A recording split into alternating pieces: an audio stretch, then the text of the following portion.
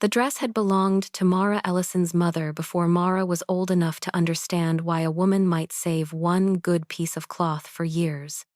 There had not been enough fabric left to make anything grand, only a faded length of gray-green wool, packed at the bottom of an old cedar chest. Mara had spent 6 weeks cutting it apart, turning seams, replacing the worn lining, and embroidering tiny silver leaves along the collar after her shifts in Greyhaven's kitchens were finished. By the time she tied the last thread, the pads of her fingers were rougher than usual, and there were 2 pinpricks of dried blood beneath her thumbnail. She did not mind. Adrian Vane had given her a reason not to mind. He had found her in the herb passage nearly 2 months earlier, after everyone else had gone to bed. He had pressed a small silver wolf clasp into her palm and closed her fingers around it. "Wear this at the northern gathering," he had said. Mara had looked at the clasp, then at him. Why? Adrian smiled the way he always did when he wanted her to stop asking careful questions. "Because after the gathering, things between us won't have to remain as they are." He had kissed her before she could ask what that meant. For weeks, Mara had let herself believe she understood, not that she would suddenly become noble, not that Greyhaven's elders would forget she was a packless Omega who had entered the kitchens at 15 with no family except a dead mother's name. She only believed Adrian was finally going to choose her where other people could see. And for Mara, that had felt dangerously close to hope. 3 days before the gathering, Adrian stopped coming to the kitchen corridor. 2 days before it, Lady Celeste Harrow arrived at Greyhaven with 6 mounted guards, 3 trunks, and the crimson and gold banners of one of the richest packs in the Eastern Territories. By supper, the servants were whispering. Mara ignored them. On the morning of the gathering, her friend Ruth caught her near the bread ovens and lowered her voice. "They're saying House Harrow came to discuss an alliance." "Great houses are always discussing alliances." "With Adrian?" Mara kept shaping dough. "If there were something I needed to know, he would tell me." Ruth said nothing. That silence followed Mara all afternoon. Still, when evening came, Mara put on the gray-green dress. She pinned her dark chestnut hair back with 2 plain combs. Last of all, she fastened Adrian's silver wolf clasp beneath her collar. Greyhaven's great hall was already crowded when she entered. Firelight moved across stone columns and polished tables. Alpha families filled the central floor, while Omegas and household workers remained near the walls unless summoned. Mara chose a place beside one of the eastern pillars. Then Adrian entered. He wore black and silver, his father beside him. Lady Celeste walked on his other side. She was beautiful, poised, dressed in deep red silk with House Harrow gold at her throat. Adrian's eyes moved across the room. They reached Mara. For 1 second, recognition flickered across his face. Then he looked away. Mara felt something inside her go very still. The announcements began 20 minutes later. Trade routes, winter borders, a hunting dispute between 2 lesser packs. Then Lord Vine rose. He spoke of Greyhaven's future, of stronger Eastern alliances, of stability that would benefit generations yet unborn. Mara heard every word without understanding any of them until he placed one hand on Adrian's shoulder and invited Lord Harrow to stand. The hall quieted. "It is my honor," Lord Vane declared, "to announce the intended bond between my son, Adrian Vane, and Lady Celeste Harrow." Approval rolled through the hall. Cups struck tables. Several wolves gave low sounds of acknowledgement. Celeste smiled with calm dignity as Adrian took her hand. Mara did not move. She waited for grief. Instead, what came was humiliation. Not because Adrian had chosen Celeste, because Mara suddenly understood that while she had spent 6 weeks sewing a dress for a future he had allowed her to imagine, Adrian had already known exactly who would be standing beside him tonight. He did not look at her again. Mara lowered her gaze to the silver clasp at her collar. His gift, his almost promise, his careful collection of words that had never technically been a lie. She unclasped it. A young servant passed carrying empty wine cups. Mara placed the silver wolf onto the tray between two goblets. The boy blinked at her. "Take it to Lord Adrian," she said quietly. Then she turned toward the doors. She had nearly reached them when Adrian finally appeared in front of her. He had slipped away from the celebration, though he kept enough distance that no one watching would mistake the conversation for intimacy. "Mara." She stopped. "My lord." His expression tightened at the title. "Don't do that." "Do what?" "You know what." Mara looked at him calmly. "I thought I knew quite a few things." He glanced toward the hall. "This isn't the place." "No. Apparently it never was." "Mara, the Harrow alliance has been discussed for months. My father—" "For months?" Adrian stopped. That was answer enough. Mara swallowed once. "You could have told me. What would that have changed?" "The dress, for one thing." His eyes flicked over it, and for the first time that evening he seemed uncomfortable. "I cared about you." The words landed softer than cruelty and somehow hurt more. Mara gave a small nod. "Just not enough to let it inconvenience you." His jaw hardened. "I never promised you marriage." There it was. Clean, defensible, technically true. Mara almost laughed. "No," she said.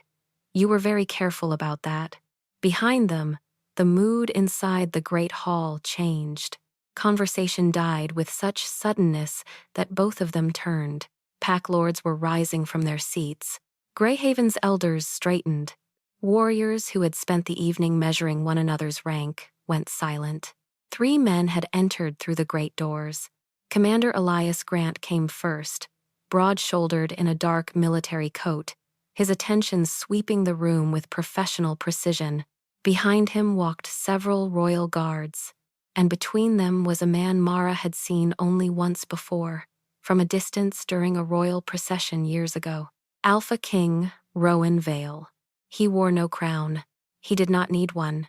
Tall, dark-haired, dressed in a simple black formal coat, marked only by a silver wolf at the collar, Rowan moved through the hall without hurrying. Powerful men stepped aside before he reached them. Even Lord Vane looked suddenly less certain of how much space belonged to him. Mara had no reason to remain. She turned away before Rowan could possibly notice a kitchen omega standing near the doors, and continued toward the outer corridor. Behind her, Rowan exchanged a few quiet words with an elder. Then he stopped. His attention had caught on the gray-green dress disappearing through the doorway. He looked toward Elias. "Who?" the Alpha King asked. "Is the woman in the gray-green dress?" Mara had made it halfway down the eastern corridor when Commander Elias Grant caught up with her. "Miss Ellison." She stopped because men who wore the Alpha King's silver wolf did not call after kitchen workers without a reason. "Yes, Commander?" Elias glanced toward the hall behind them. His Majesty would like a word. Mara's stomach tightened. "Have I broken protocol?" One corner of his mouth moved. "By leaving a room?" "I left when the king entered." So did 3 drunk merchants and a bored elder. That is not reassuring. It was not meant to be. He led her into a small council chamber off the corridor. Rowan Vale stood beside a narrow table, speaking quietly with one of his guards. Up close, he looked less ceremonial than he had in the hall, and somehow more dangerous for it. No crown. No jewels. Nothing to distract from the stillness with which he watched a room. When the guard left, Rowan looked at Mara. "You were leaving." "Yes, Your Majesty." "Because of Adrian Vane?" Mara hesitated. "Because the evening had become unnecessary." Rowan's gaze sharpened slightly. "That is a careful answer. I have had a careful evening." For the first time, something almost like amusement touched his face. "What do you do at Greyhaven?" "I work in the kitchens." "For how long?" 8 years. "And what are you good at, Mara Ellison?" The question caught her unprepared. She looked down at her work-roughened hands. "I'm not worth much, Your Majesty," she said, "but I can cook." Silence held for one beat. Then Rowan asked, very quietly, "Who taught you those are the same question?" Mara looked up. He was not smiling now. "No one had to," she said. "That is simply how the world counts people like me." Rowan did not contradict her. Somehow that made her trust the conversation more. "Then tell me about cooking." Mara blinked. "Cooking? You said you are good at it." So she did. She told him a kitchen was timing, stores, discipline, clean records, and people knowing where they were needed before chaos arrived. A kitchen failed long before the soup burned. It failed when supplies vanished unnoticed, when the wrong worker handled the wrong task, when waste became ordinary. Rowan listened without interruption. "A small territory," he said. "In some ways. Then you understand more about governing than several men I met tonight." Mara almost smiled. "I would not say that where they could hear you. I already have." A laugh escaped her. Rowan's expression softened before becoming thoughtful again. "The royal kitchens at Blackthorn Keep have been without a permanent head cook for 2 seasons. The household has managed, but poorly. Inventory losses, staff turnover, inconsistent supervision." Mara's guard rose at once. "If this is charity, it is employment." His answer came so quickly she stopped. "Paid," Rowan continued. "Provisional. Helena Ward, my household keeper, would evaluate your work. She has dismissed men with better references than yours." "That is meant to encourage me?" "No. It is meant to tell you I will not order her to keep you." Mara studied him. He had not offered a rescue. He had offered a door. Rowan slid a sealed document across the table. "You do not have to answer tonight." Mara touched the edge of the paper. "And if I say no?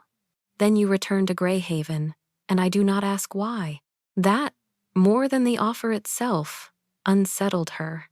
Choice was not something powerful people usually handed to women like her.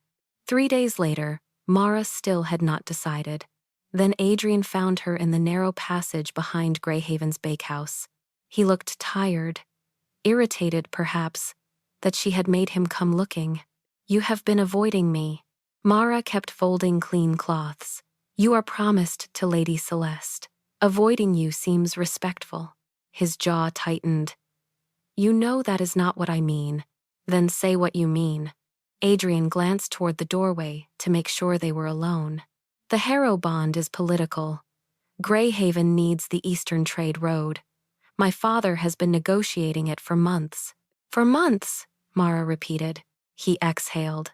"I cared about you. I still do. That is a very inexpensive thing to say now." "Mara." She set the cloth down. "You let me walk into that hall wearing your clasp. I never promised you marriage." There it was again. This time it did not cut. It clarified. Mara finally saw the architecture of their entire relationship. Adrian had always given her enough warmth to keep her close, and never enough truth to hold him accountable. "You're right," she said. He seemed relieved too soon. "You never promised me anything." Mara picked up Rowan's sealed offer from the shelf beside her. "So I suppose I owe you nothing either." Adrian's eyes dropped to the royal seal. "What is that?" "A job." "At Blackthorn?" "Yes." His expression changed. "You cannot be serious." For the first time in years, Mara did not care what Adrian thought she could or could not do. The carriage waited at the Dunhallow crossroads on the 5th morning. Mara arrived with one travel bag, her mother's gray-green dress folded carefully at the bottom. A compact man with iron-gray hair introduced himself as Wynne Mercer and handed her a packet of employment papers before helping secure her luggage. Mara read them while the horses were being checked. The position was exactly as Rowan had described: paid, provisional, subject to Helena Ward's review. No special rank, no royal favor written into the terms. Then one line near the bottom caught her attention. Royal Kitchen Inventory Losses. Active Household Review. She looked up. What does this mean? Wynne followed her finger. It means someone at Blackthorn has been losing more than onions. Stealing? Maybe. You do not know? If we knew, it would not still be under review. Mara looked again at the paper. For the first time, the offer felt less like an escape and more like the entrance to something she could not yet see. Behind her lay Grey Haven, 8 years of work, one careful lie, and a silver clasp she no longer owned. Ahead lay 4 days of road and a royal household where something was already going wrong. Wynne opened the carriage door. Still coming? Mara looked once toward the distant Greyhaven hills. Then she climbed inside. Yes, the carriage rolled north toward Blackthorn Keep. Blackthorn Keep rose above the northern road, like something carved out of the mountain itself. Mara had expected grandeur. What unsettled her was the scale of the order behind it. Guards changing posts on the minute, supply wagons moving through separate gates, servants crossing courtyards without colliding. Nothing seemed accidental. Helena Ward met her at the household entrance, wearing a charcoal dress, a ring of keys at her waist, and the expression of a woman who had already dismissed 3 excuses before breakfast. You are Mara Ellison. Yes, ma'am. His Majesty says you understand kitchens. He says that after one conversation? Helena's mouth almost moved. His Majesty notices systems. I notice whether people can survive them. She led Mara through 2 corridors and down a broad stone stair. The royal kitchen was larger than Greyhaven's entire lower floor. 12 work tables, 3 ovens, 2 butcher stations, a cold room, dry stores, and enough copper cookware to equip a small inn. It should have felt efficient. Instead, Mara saw friction everywhere, a baker trimming meat, while a stronger worker struggled with pastry dough. Open sacks left too close to damp stone. 2 cooks arguing over a missing delivery while vegetables softened in a crate nobody had logged. You are on trial, Helena said. You answer to Supervisor Bram Tolland. You change nothing without authority. Mara nodded. Good. Most people hear Royal Kitchen and begin planning how they would run it. Mara looked toward a table where 3 different ledgers lay open to 3 different totals. I would rather learn why it is running badly first. Helena stopped walking. For the first time, she looked at Mara with something other than assessment. Then perhaps, she said, you may last the week. By the second morning, Mara knew the kitchen was not failing because the staff were lazy. It was failing because everyone had been trained to defend a task instead of protect the whole meal. Bram barked orders, but rarely checked whether they made sense. Peter could judge bread by scent alone and had been assigned to clean fish.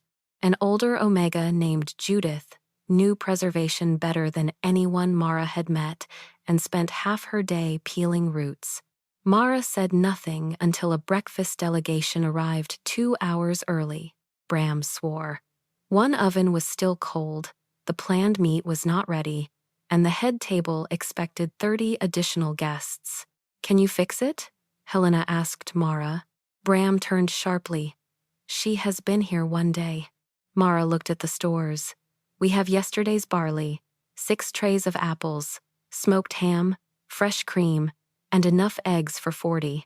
We need a royal breakfast, not leftovers. Then stop calling them leftovers. She moved Peter to bread, Judith to preserves, and redirected 2 assistants to a baked barley dish with cream, herbs, and ham.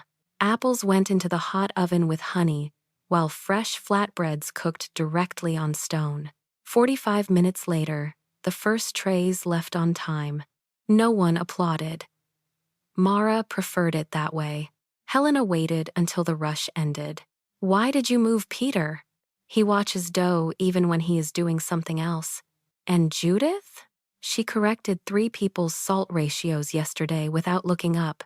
Helena studied her, then handed her a new key tag. Kitchen Operations Supervisor. Provisional. Bram looked offended. Mara looked at the key. I have been here 2 days. Yes, Helena said. Try not to become unbearable about it. For the first time since Greyhaven, Mara smiled without forcing herself to. Her new authority gave Mara access to the records, and the records made less sense than the people. Saffron disappeared faster than any menu could justify. Juniper deliveries were logged twice in 1 month, yet the shelves held less than half the expected amount. 3 sealed spice crates showed heat marks around the wax, as if someone had softened the seals and pressed them closed again. Mara brought the discrepancies to Helena. You are not the first to notice missing inventory, Helena said. You are the first to organize it well enough that I can see the pattern. That afternoon, Commander Elias Grant joined them in the service passage. He showed Mara how food moved after leaving her control. Finished dishes, left the main kitchen with a written release, entered the royal staging room, then passed to banquet staff. From there, royal servers carried them through a separate service corridor to the hall or private chambers. Kitchen staff stop here, Elias said at the staging room threshold, unless specifically authorized. So once a plate crosses this door, I cannot follow it. Correct. Who can? Banquet steward, assigned servers, chamber staff, security when required. Mara looked through the open doorway. Polished shelves lined the walls. Small name markers waited beside covered plates. That is a lot of hands. That, Elias said, is why I am here. He confirmed the household review had started months before Rowan ever met her. Missing stores, broken seals, records that failed to agree. The information relieved Mara for exactly half a second. Then it did the opposite. Whatever was wrong at Blackthorn had not followed her here. It had been waiting before she arrived. On her 6th evening, Mara was checking dry stores when she heard footsteps behind her. She expected Helena. Instead, Rowan stood in the doorway. He wore a dark shirt with the sleeves pushed back and no formal coat. Without the great hall around him, he looked younger, though not less commanding. You lasted the week, he said. Barely. Helena threatened me with another. She only threatens people she intends to keep. Mara closed the ledger. Is that why you came? No. The answer landed with more weight than it should have. Rowan glanced toward the cooling rack. The household bread has improved.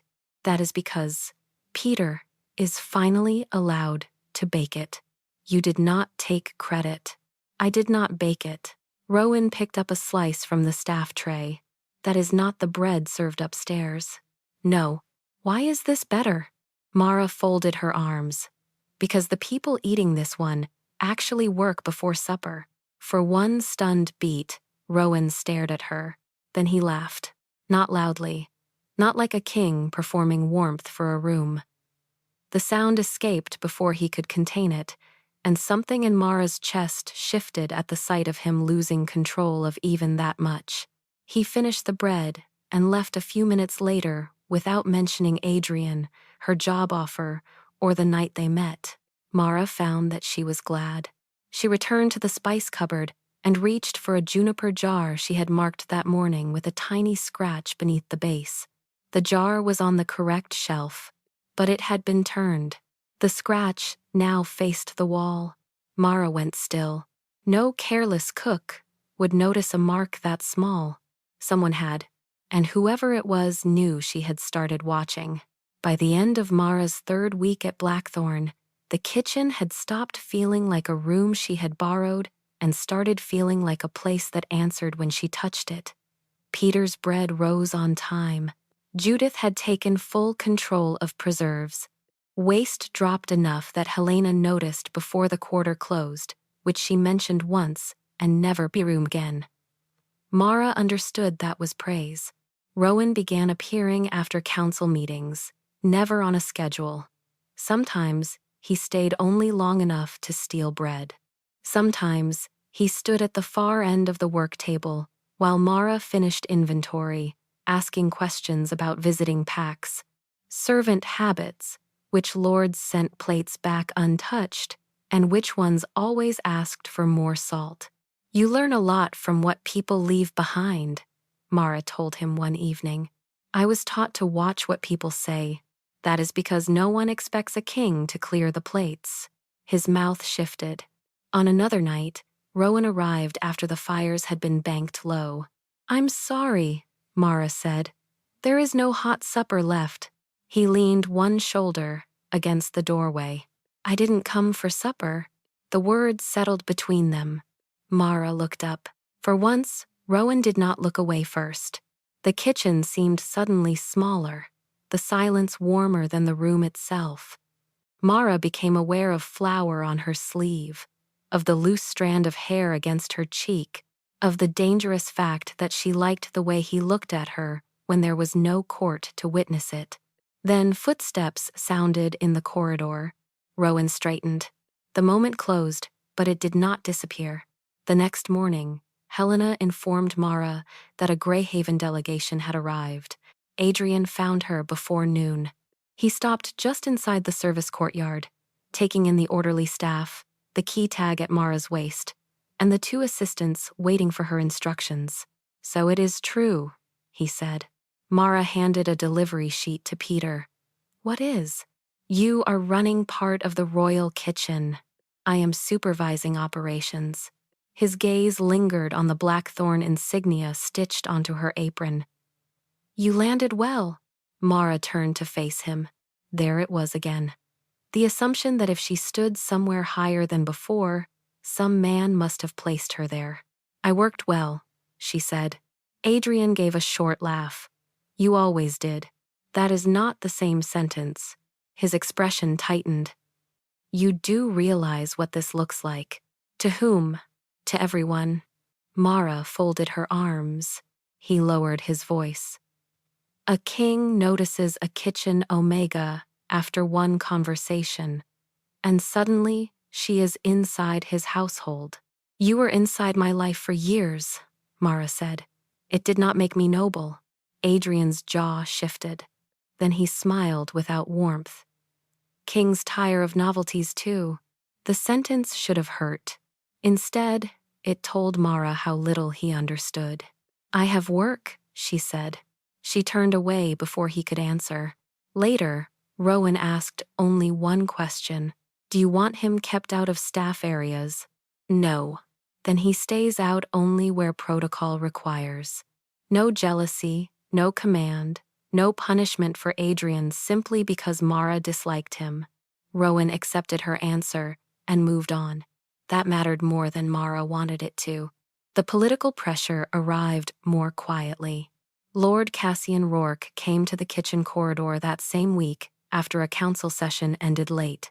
He was silver-haired, composed, and unfailingly polite, the kind of man whose voice never needed to rise because other people were trained to stop talking when he began. He spoke to Rowan near the service arch, while Mara checked a wine delivery 20 feet away. The Northern Charter is not sentimental, Cassian said. If a sovereign is incapacitated, fails treaty obligations, or allows personal judgment to compromise state security, the council has mechanisms. Rowan's expression did not change. You have quoted that clause to me twice this month, because stability should never depend on one man's confidence. And yet you keep recommending I solve that instability with a marriage. A bond to House Holt would reassure 3 Western packs before winter. Lady Seraphine is not a treaty document. Cassian paused. No, he said. She is a politically suitable woman who understands duty. Rowan's voice cooled. So do I. Cassian inclined his head and left. Mara pretended she had heard none of it, but the words stayed with her. Political bond. Suitable woman. Duty. She told herself Rowan's choices were none of her business. That evening, he came to the kitchen as usual. Mara kept the conversation professional. Rowan noticed. He did not press. 2 nights later, the first real warning came. Tomas Reed, a junior server, staggered through the service door during cleanup, and caught himself against a table. "My mouth is numb," he said. Mara crossed the room immediately. "What did you eat?" "Nothing. Just tasted the sauce from Lord Fenwick's returned plate." Mara looked at the dish. The sauce had been prepared in her kitchen from the same batch, served to 20 people. No one else was sick. Helena sealed the remaining pan. Mara checked every ingredient herself. Nothing smelled spoiled. Nothing had changed in the cooking process. Elias arrived within minutes. "Where did you taste it?" he asked Tomas. After the plate came back from the hall. "Before or after staging?" "After." Mara and Elias looked at each other.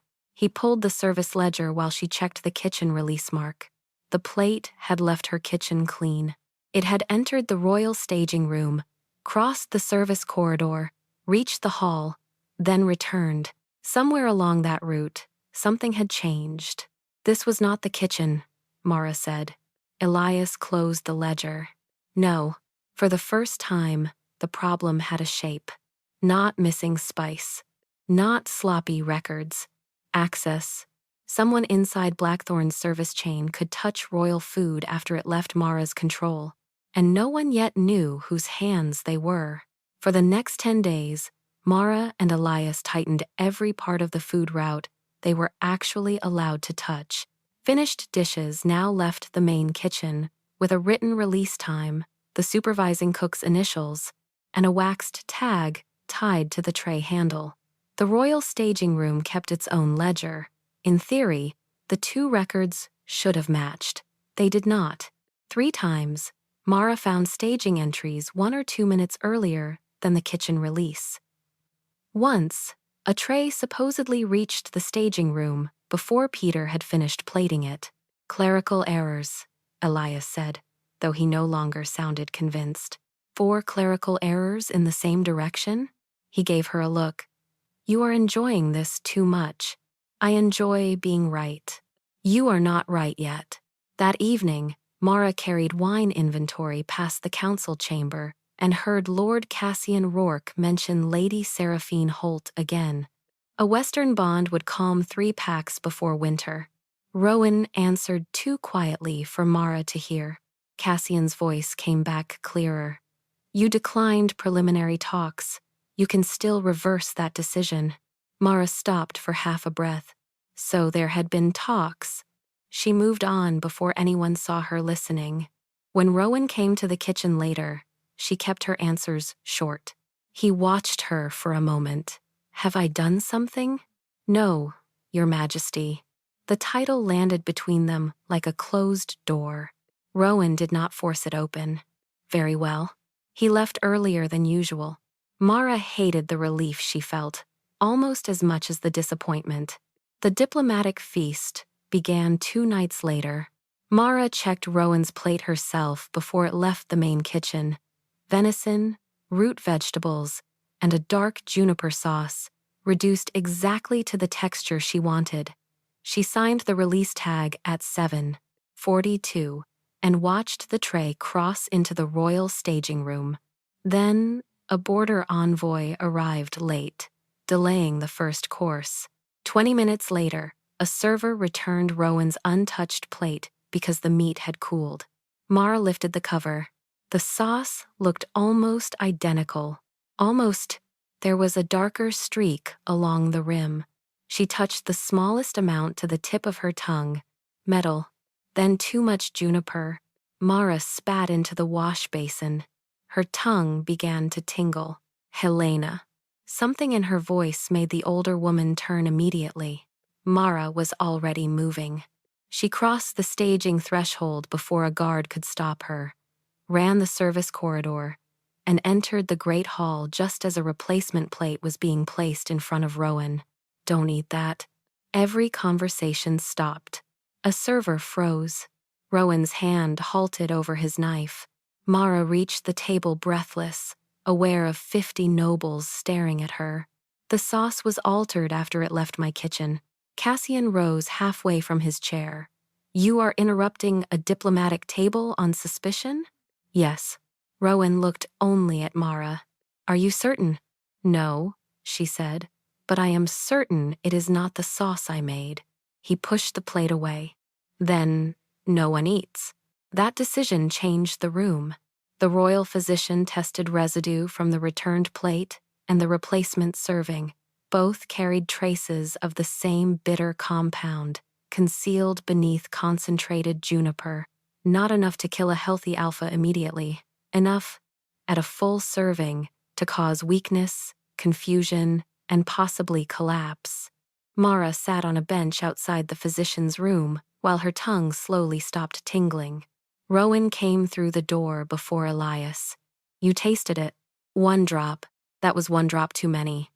The physician said, I am fine. Rowan took her wrist anyway, 2 fingers settling over her pulse. Mara could have pulled away. She did not. His anger was too controlled to be loud. That made it feel more intimate. You ran into a hall full of pack lords and told your king not to eat. You listened. I trust your judgment. The words hit harder than they should have. Rowan's thumb shifted once against the inside of her wrist. Mara looked up. He was close enough that she could see the exhaustion beneath his composure, close enough that one small movement would change everything between them.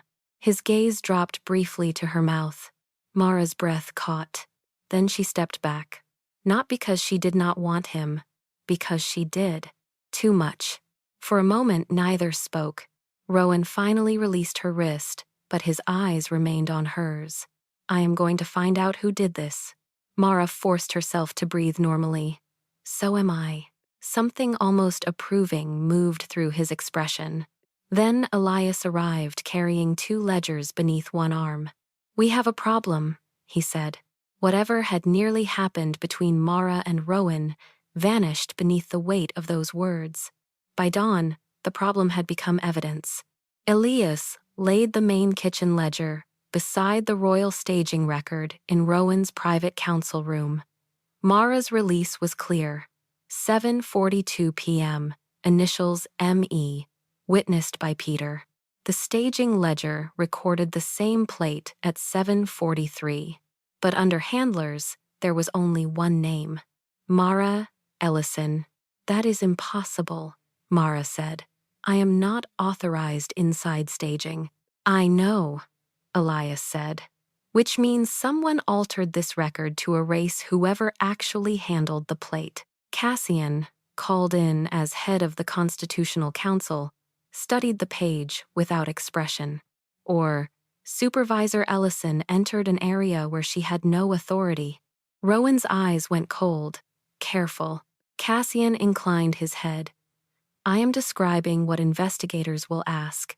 Mara looked at the forged line again. Someone had not merely poisoned Rowan. They had prepared a story about who should take the blame. An hour later, household investigators searched every kitchen store under witness. Helena unlocked Mara's restricted herb cabinet herself. The 3rd shelf held salt, dried sage, 2 medicinal tinctures, and a small brown jar Mara had never seen before. Helena did not touch it. Elias went still. The physician opened it with gloves, examined the contents, and looked directly at Rowan. This is the precursor. No one spoke. Mara stared at the jar inside the cabinet only she and Helena were supposed to access. The poison had been planted, and whoever placed it there had stopped trying to hide from her. They were building a case against her. The investigation began before breakfast. Mara stood in the royal kitchen while 2 household investigators catalogued every jar, ledger, and key under Helena's supervision. No one shouted. No one accused her openly. That made it worse. The evidence was precise. The precursor had been found in her restricted cabinet. Her initials appeared on the kitchen release tag. The staging ledger placed her where she had never been authorized to stand. A supply requisition for the same herb carried a signature that looked enough like hers to survive a careless glance. Helena laid a 2nd packet on the table. These are my weekly order copies, she said. Mara never requested that herb. One investigator frowned. Copies can be altered. So can originals. Elias arrived with the staging log. The handler entry was changed, he said. The ink is newer than the rest of the line. I cannot yet prove who changed it. Mara looked at Rowan. Do you believe I did this? His expression did not shift. I believe the evidence is wrong. The answer should have comforted her. Instead, Rowan turned to Elias. Until this is resolved, suspend her kitchen authority. Remove her access keys. 2 guards outside her quarters at all times. Mara stared at him. You are confining me? I am protecting you. From whom? We do not know yet. Then perhaps ask me what I want before deciding where I am allowed to stand. Rowan's jaw tightened. This is not a debate. No, Mara said quietly. That is the problem. By noon, Mara was no longer allowed inside the kitchen she had rebuilt. The guards outside her quarters were polite. They were also guards. Rowan came that evening. Mara had spent most of the day listening to footsteps in the corridor and wondering how quickly a place could stop feeling like home once someone else controlled the door. You should have told me before you issued the order, she said. I did not have time. You had time to assign 2 guards. I had time to keep you alive. Mara laughed once, without humor. You hear yourself, don't you? Rowan stepped closer. Someone poisoned my table and planted evidence in your cabinet. If they believe you can expose them, you are a target. I know. Then why are you fighting me? Because you keep talking as though fear gives you the right to decide my life. His face changed slightly. I am trying to protect you. And Adrian used to say he was protecting me from embarrassment by keeping us secret. Rowan went still. Mara regretted the comparison the moment she saw it land, but she did not take it back. I am not Adrian. No, you are more powerful. The silence sharpened. Rowan's voice dropped. Until I know who is behind this, you will remain where I can protect you. Mara looked at him for a long moment. That is still you deciding where I am allowed to stand. He left without answering. The next morning, the rumors reached her, before breakfast did. Adrian Vane had told several nobles that Mara had always known how to make powerful men feel needed. By midday, the story had become uglier. A discarded Omega had attached herself to a king, gained access to his household, and nearly poisoned him. Cassian Rourke never repeated the rumor. He did not need to. At the afternoon council session, he invoked the Northern Charter. If a sovereign is incapacitated, he said, or if personal judgment creates a material threat to treaty obligations, the council is required to review emergency oversight. Rowan sat at the head of the table, cold and unreadable. I was not incapacitated. You were targeted inside your own household, and the investigation is ongoing. Cassian folded his hands. Which is precisely why stability matters. House Holt remains willing to reopen preliminary mating discussions. Cassian, Mara heard about the exchange from Helena. She also heard the part no one had told her before. Rowan and Seraphine Holt's families had already discussed a possible bond. Mara did not know Rowan had privately refused. She only knew the pattern. Adrian needed an alliance, and she became expendable. Rowan governed an entire kingdom. What would happen when the kingdom demanded the same thing? That evening, Mara opened the small trunk at the foot of her bed.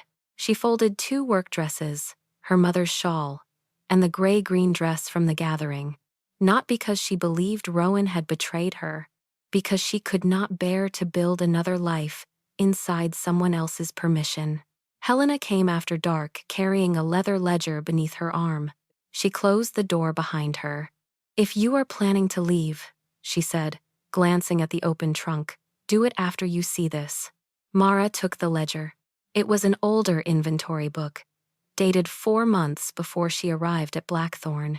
Helena opened it to a marked page. Saffron shortage, juniper discrepancies, missing medicinal herbs, broken shipment seals. The same pattern Mara had found. Her eyes moved down the dates. This started before I came here. Months before. Why was nothing done? Questions were asked. Explanations were given. Deliveries were blamed. Clerks were blamed. Then the numbers improved just enough for everyone to stop looking. Helena tapped the ledger. I kept copies because numbers do not become honest, simply because important men grow tired of them. Mara looked up. Helena nodded. Which means, whatever is happening did not begin because the king noticed you. Mara stared again at the old entries. Something shifted into place. She had spent 2 days asking why someone wanted to frame her. Maybe that was the wrong question. Maybe the conspiracy had already existed, quietly feeding on Blackthorn's blind spots. And Mara had become dangerous for one simple reason. She had noticed it. For the first time since the investigation began, fear gave way to something cleaner. Purpose. If the conspiracy had started before Mara arrived, then she had never been its cause. She was simply the first person who had gotten close enough to see it. Mara spent the next morning at the small writing desk in her quarters with Helena's copied ledgers spread around her. She was still suspended from the kitchen, and she refused to give Cassian Rourke the satisfaction of saying she had broken that order. Helena brought only records Mara was legally allowed to examine: old requisitions, storage maps, and weekly inventory copies. The planted precursor bothered Mara most. She drew the herb cabinet from memory, shelf by shelf, then stopped. That jar was on the 3rd shelf. Helena nodded. Near the oven wall. Mara looked up. Exactly. The precursor lost strength when kept warm. Anyone who truly intended to use it would have stored it in the cold medicinal cupboard, not beside stone that held oven heat half the night. They didn't hide poison in my cabinet, Mara said. They displayed evidence. Helena leaned over the forged requisition and tapped the inventory code. And this is wrong. The code had been retired before Mara ever arrived at Blackthorn. Whoever forged her signature had worked from older household records. A knock sounded before Mara could answer. Elias entered carrying a thin folder. The staging ledger, he explained, had been altered using a clerk's credentials, but the clerk swore he had never opened the record that night.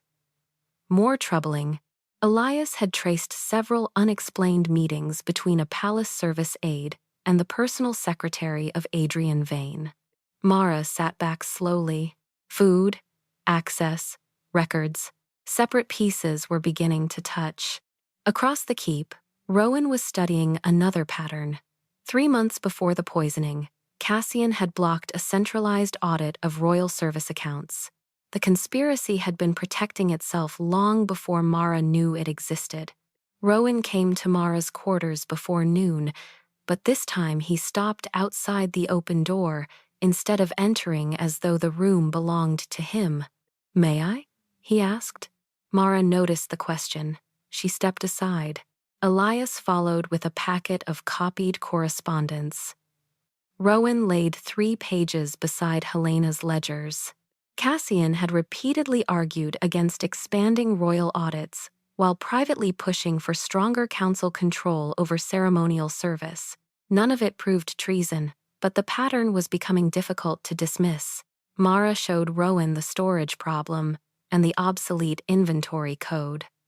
Elias added the meetings between Adrian's secretary and the palace aide. For several minutes, nobody spoke. Then Rowan looked at Mara. "You were right. They built the evidence to be found. We still don't know who they are." "Not yet." A guard appeared in the corridor. "Lord Adrian Vane is requesting to speak with Miss Ellison, privately." Rowan's expression hardened. "No." Mara turned to him. He caught himself before saying anything else. The silence between them recalled their last argument too clearly. Rowan exhaled once. "Do you want to see him?" That mattered. Mara considered it. "Yes, but not privately. Elias stays nearby." Rowan gave one short nod. Adrian was brought to a small receiving room under guard. He looked nothing like the composed heir from Greyhaven. His coat was wrinkled, his face pale, and he kept glancing toward the corridor. "I need to tell you something," he said. Mara remained standing. "Then tell me." Adrian swallowed. "I gave them information about you." The room went very still. "Who?" Mara asked. Adrian looked toward the door before answering. "People connected to Cassian Rourke." Adrian's confession came in fragments, each one uglier than the last. After Mara arrived at Blackthorn, Cassian's intermediaries had approached Adrian through his personal secretary. They told him Rowan's interest in a packless kitchen Omega was destabilizing the court. They wanted details Mara's habits, Greyhaven records, how kitchens moved food, where service corridors opened during formal gatherings. Adrian had convinced himself they meant to embarrass her, expose favoritism, and push Rowan back toward a political mating. "I thought they wanted to prove you didn't belong here," he said. Mara stared at him. "And that sounded reasonable to you." Adrian's shame did not make him sympathetic. "I didn't know they were using real poison." "You didn't need to know." Her voice stayed quiet. "You only needed to believe whatever happened to me mattered less than restoring the order you preferred." Adrian flinched. Then he reached inside his coat. Elias moved instantly, but Adrian pulled out only a folded packet. "I kept these because I knew they might turn on me." Before he could hand them over, glass shattered behind him. Elias slammed Mara to the floor as a bolt struck the wall where Adrian's chest had been. Guards shouted in the corridor. Adrian fell anyway, blood spreading across his shoulder where a second bolt grazed him. Elias was already through the broken side door. The attacker made it only 20 yards before royal guards brought him down. On his belt was a courier token issued through the Constitutional Council. Adrian was carried to the physician alive. The packet remained on the floor. Rowan opened it with gloved hands. Inside were payment notes, route diagrams, and one page bearing a phrase that changed the entire investigation. Emergency authority to commence upon sovereign incapacity at Treaty Summit. The documents did not describe an assassination. They described something colder. Cassian's faction intended Rowan to receive a controlled dose during the Northern Treaty Summit, enough to leave him confused, weak, or unconscious before every major pack lord in the territories. Under the Northern Charter, a sovereign unable to fulfill treaty obligations during an active summit could trigger temporary council oversight. Cassian had prepared the emergency petitions weeks before Rowan's plate was poisoned. Mara's frame completed the design. If the woman Rowan had personally brought into Blackthorn appeared responsible, Cassian could argue that the king's private attachment had compromised royal security. Once the council held temporary authority, they would push Rowan toward a political mating and make that power difficult to surrender. "They weren't trying to kill you first," Mara said. "They were trying to make the kingdom watch you fail." Rowan became frighteningly still. Elias placed another document on the table. "The summit begins tomorrow at noon." Mara looked toward her packed travel bag. Yesterday she had been ready to leave because she refused to live inside another man's permission. Now she understood that leaving from fear would still mean allowing someone else to shape her life. "I'm staying," she said. Rowan did not smile or reach for her. "Because you want to?" "Because I started this, and I'm going to finish it." Elias unfolded the summit protocol. "There is one more problem." By ancient custom, Rowan had to seal the treaty by drinking from a ceremonial silver cup prepared outside the main kitchen. Mara's pulse slowed. "Who controls it?" Elias met Rowan's eyes. "The council shares ceremonial service authority." At noon tomorrow, Rowan would have to drink from a cup prepared inside the very system they now knew had been compromised. Rowan came to Mara's quarters before sunrise. Her travel bag still sat closed beside the bed.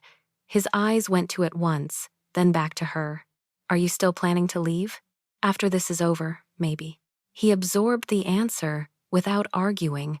Then help me finish this first. Mara spread Helena's ledgers across the table.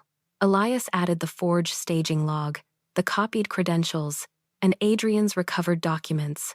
Rowan placed Cassian's council correspondence beside them. For the first time, the conspiracy existed as one continuous line.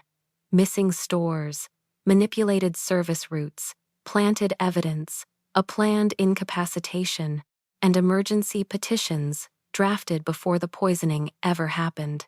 Rowan looked at Mara. I can keep you out of the summit. The old version of him would have stopped there.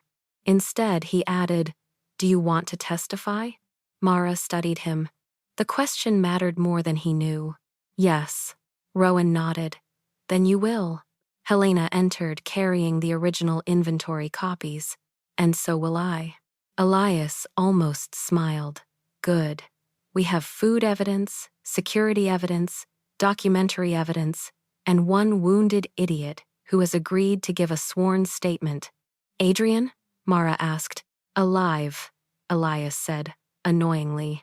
Rowan's expression remained grim. Cassian will argue every piece separately. Then we do not give him separate pieces, Mara said. We show the chain. At 11:30, the bells above Blackthorn began calling every pack lord in the Northern Territories toward the Treaty Hall. The Northern Treaty Summit opened beneath banners from 23 packs. Cassian Rourke stood among the senior elders in silver council robes, composed enough that Mara almost admired him. Almost. Before the first treaty clause was read, Cassian invoked the charter. The attempted poisoning of the sovereign, combined with documented irregularities in his household, demands emergency review. Murmurs spread through the chamber. Rowan did not interrupt. Call your evidence, he said. Cassian's confidence shifted when Elias opened the side doors. Mara entered with Helena. Several nobles objected immediately. A packless Omega is not a constitutional witness. Rowan's voice cut through the noise. Then challenge her evidence, not her birth. He did not speak for Mara again. She stepped to the council table and laid down the kitchen records. She explained the precursor that lose potency beside oven heat, the obsolete inventory code on the forged requisition, the clean kitchen release at 7:42, and the altered staging entry at 7:43. Helena produced dated copies proving the shortages predated Mara's arrival by months. Elias followed with the copied clerk credentials, the palace aides' meetings with Adrian's secretary, and the council courier token taken from the attacker. Finally, a clerk read Adrian's sworn statement aloud. Cassian listened without visible panic. A frightened servant, altered books, and the testimony of a disgraced heir, he said. None proves that I ordered poison. No, Rowan agreed. That is why we brought the rest. Elias placed a sealed packet on the table. Cassian's face changed for the first time. The packet contained payment records recovered from the courier network, coded messages between Cassian's intermediary and 2 ceremonial officers, and draft emergency petitions dated 17 days before Rowan's poisoned plate. Cassian read the dates and recovered quickly. Contingency planning is not treason. A responsible council prepares for crisis. Then explain why your contingency named the treaty summit before any crisis existed, Rowan said. Cassian's gaze hardened, because threats to the throne were already apparent. What threats? Mara asked. Cassian turned toward her. The same weakness that brought us here. A king allowing attachment to interfere with judgment, a woman with unrestricted access to his table, a contaminated ceremonial cup. Mara went still. So did Elias. Rowan's eyes sharpened. Mara spoke before Cassian could continue. No contaminated ceremonial cup has been entered into evidence. Silence struck the chamber. Cassian's mouth closed. Mara stepped closer to the table. The documents say only that the king was to be incapacitated at the summit. We never disclosed the delivery method. One of the ceremonial officers went pale. Elias moved immediately. Detain him. The man broke before the guards reached him. He shouted that Cassian had promised protection, that the dose was supposed to weaken Rowan, not kill him. The chamber erupted. Cassian turned toward the western doors, but royal guards were already there. Rowan did not raise his voice. "Lord Cassian Rourke, you are under arrest pending trial for conspiracy against the crown." As Cassian was taken away, Mara felt no triumph. Only the strange quiet that follows danger when everyone realizes how close it came to succeeding. The conspiracy collapsed, but the political question did not. An elder from the Western Pax rose after order returned. Cassian betrayed the charter. That does not erase the instability surrounding succession or the king's refusal to form a binding alliance. Rowan stood. No, it does not. The room settled. Household offered preliminary mating discussions. I declined them weeks ago. Mara looked at him sharply. Rowan continued. Before Mara Ellison knew what I felt, before I knew whether she would ever want anything from me beyond honest employment. He turned toward the council benches. Lady Seraphine Holt is not a treaty document, and neither is any other woman in this territory.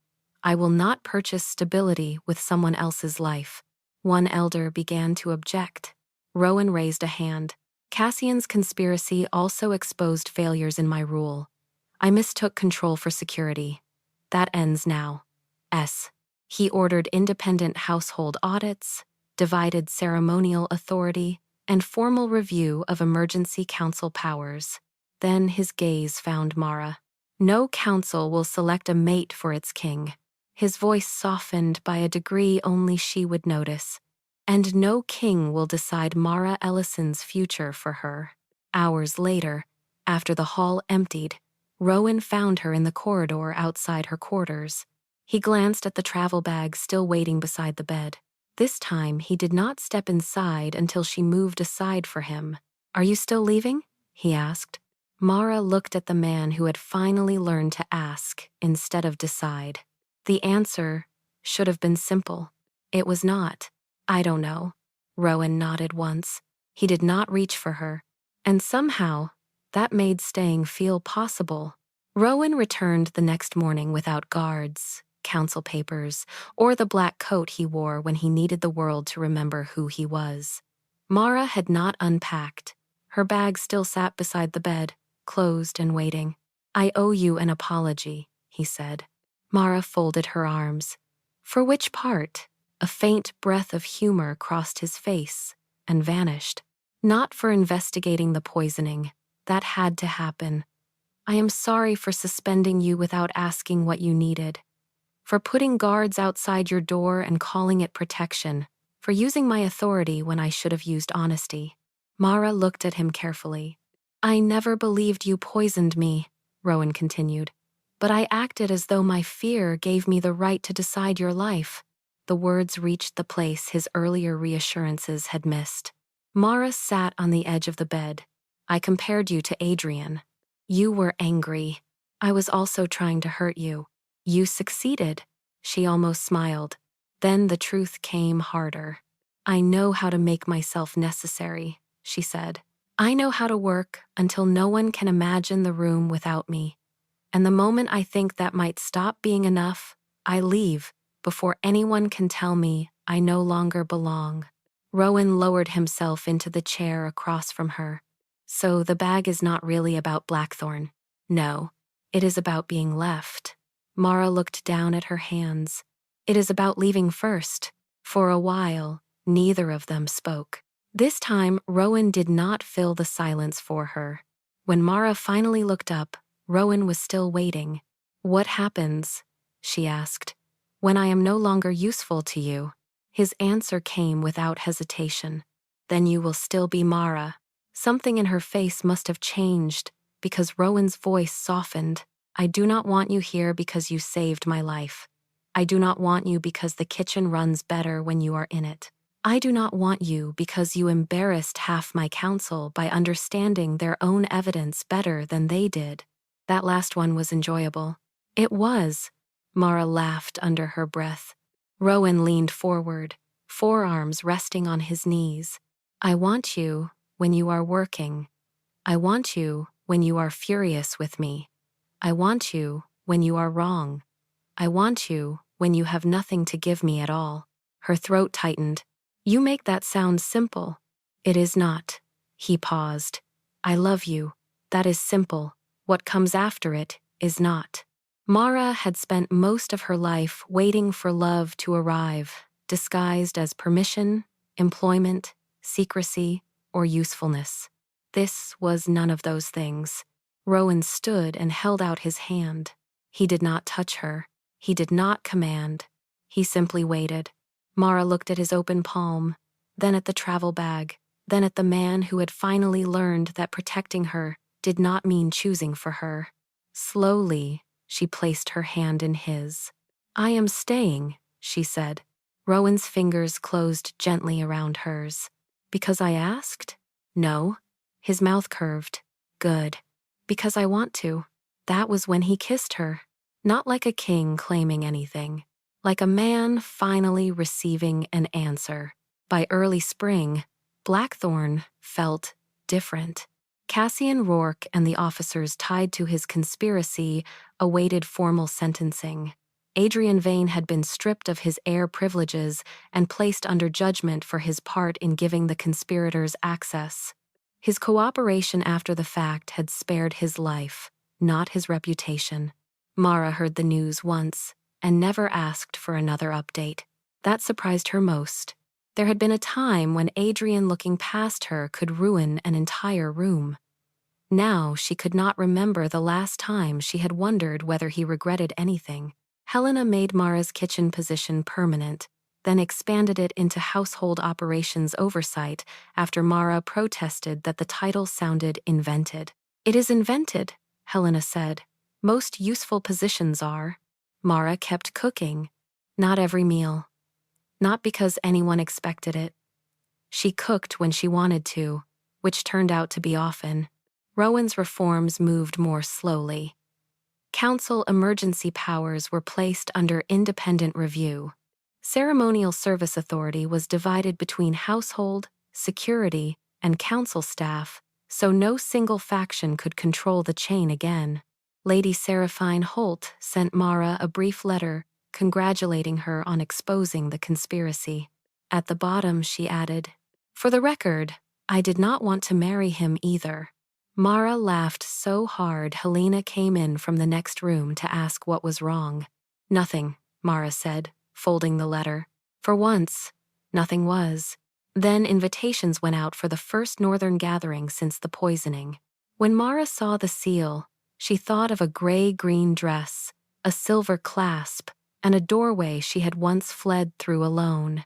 The great hall at Blackthorn was brighter than Greyhaven's had been, but the sound of gathered pack lords was the same. Low conversation, glass against wood, old power arranging itself around newer ambitions. Mara entered beside Rowan, not behind him, not at the edge of the room. Beside him, heads turned. Some stared longer than manners allowed. Mara noticed and kept walking. Adrian was not there. She realized only afterward that she had never looked for him. Hours later, when the speeches ended, Mara escaped to the royal kitchen. She had changed out of her ceremonial clothes and was cutting bread when Rowan appeared in the doorway. You disappeared from your own gathering. I attended the important part. You mean supper? Obviously. He came closer and noticed the old gray-green dress hanging near the storage room. Do you remember what you told me the first night we met? Mara groaned. Unfortunately, that you were not worth much. Yes. He turned toward her. Do you still believe it? There had been a time when the answer would have required explanation, proof. A list of things she could do well enough to justify taking up space. Now Mara only shook her head. No. Rowan smiled. She handed him the bread knife. But I still cook better than you. He looked at the knife as though she had presented him with a military problem. That, he said, was never in dispute. Mara laughed. Outside, the kingdom remained difficult. Councils argued, winters came, bread burned. But Mara no longer worked to earn the right to stay. Rowan stayed because he chose her. She stayed because she chose him. And for the first time in Mara Ellison's life, that was enough.